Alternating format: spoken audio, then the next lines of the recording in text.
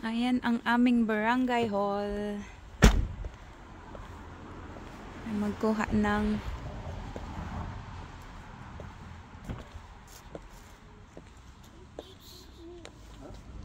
ang tagal na nito oh.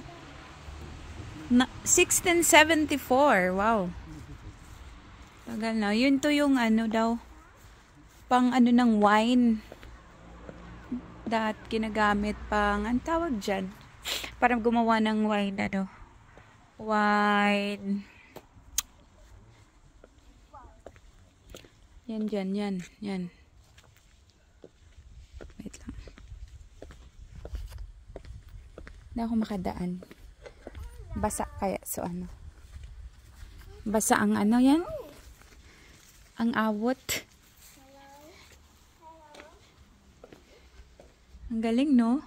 Grabe. Siguro ang pakatibay ng ano na yan.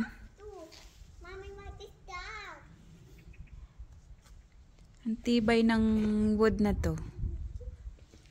Yan yung ginagamit nila pag gawa ng wine. Ayan. Galing no. Very interesting. Ito yung barangay dito. Barangay hall. Kung may mga kailangan kang documents, dito kami napunta. Ayan. Wow! Nakikita nyo yan. Ay grabe. Ang daming daming grapes. Ang daming grapes. Grabe. Ang daming grapes. Tingnan natin. Kaso naka-sandals ako, oh. Ay, shoes. Mata mo, gon. Medyo basa yung medyo basa yung damo. Pero okay lang. Para maka-video lang tayo. Papakita ko sa inyo. Grabe yung grapes, oh. Wow, ang dami. Yes, comic lie. Grabe yung grapes. Ang dami, oh. Tingnan nyo, napaka-safe dito, no? Walang nangunguha niyan, kahit hindi nakabakod. Walang nagnanakaw. Ayan. Sobra punong-puno yan ng grapes. Ayan, oh. Pero walang nangunguha. Safe na safe. Hindi nila pinag-iinteresan.